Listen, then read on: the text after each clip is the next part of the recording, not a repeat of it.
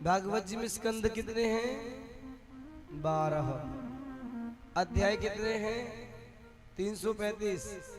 श्लोक कितने हैं? 18,000। प्रथम स्कंद के प्रथम श्लोक में आपको मैं प्रवेश करवा रहा हूं। बड़ा सुंदर सा श्लोक है और बड़ा ज्ञानगम्य है। जन्माद्यस्य यतोऽन्वयादितरत चार्थेष्वभिज्ञः स्वराट् तेने ब्रह्म हृदय आदि कवये मुह्यन्ति यत्सूरयः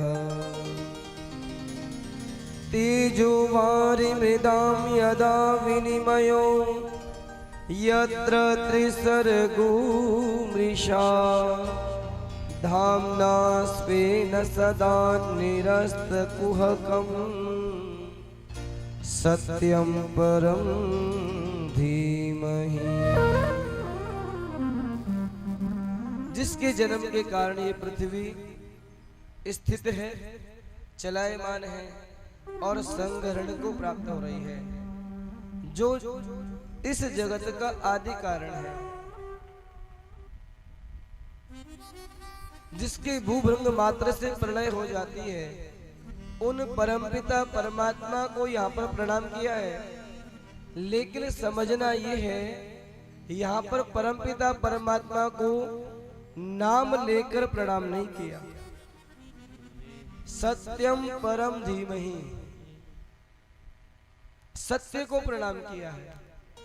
भागवत कथा में कृष्ण चरित्र सबसे ज्यादा है। यदि वेद व्यास जी चाहते तो लिख सकते थे कृष्णम परम धीमहि, लिखा नहीं। क्यों? कहीं कृष्ण के उपासक ऐसा ना मान बैठे कि भागवत कथा केवल हमारे लिए है। और भागवत कथा में केवल कृष्ण चर्चा ही नहीं, राम चर्चा भी आती है। परीक्षित को श्रवण कराया है कृष्ण कथा से पूर्व राम कथा। यदि राम जी का नाम नहीं लिखना था तो लिख देते कृष्णम परम धीम। यदि कृष्ण का नाम नहीं लिखना था तो लिख देते रामम परम धीमहि। राम जी का नाम भी नहीं लिखा। ऐसा नहीं है कि भागवत कथा में केवल रामचरित्र या कृष्ण कथा ही आती है, शिव तत्व का भी वर्णन आता है। शिवम परम धीमहि लिख देते। यदि किसी देवता का नाम नहीं लिखना था तो किसी देवी का ही नाम लिख देते, शक्तिम पराम धीमहि लिख देते। न तो किसी देवता का नाम लिखा, ना किसी देवी का नाम लिखा, क्योंकि जिस देवता का नाम लिखा ये पुराण उस देवता के नाम हो जाएगा। अन्य जितने पुराण हैं, जिस देवता के नाम से पुराण है उस देवता का नाम लेकर वंदना की गई है।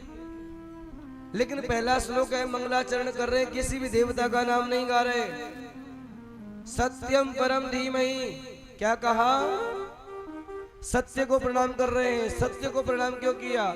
अब समझना, आप चाहे कृष्ण के उपासक हो, आप चाहे राम जी के उपासक हो, आप चाहे शिव के उपासक हो, आप चाहे शक्ति के उपासक हो, आप किसी भी देवता के उपासक हो, आप किसी भी ग्रंथ के उपासक हो, आप किसी भी संत के उपासक हो, आप चाहे किसी भी पंथ के उपासक क्यों ना हो, सभी देवताओं की नींव, सभी धर्मों की नींव सत्य के ऊपर टिकी हुई है। जहां सत्य है वहां ईश्वर है। सत्यम शिवम सुंदरम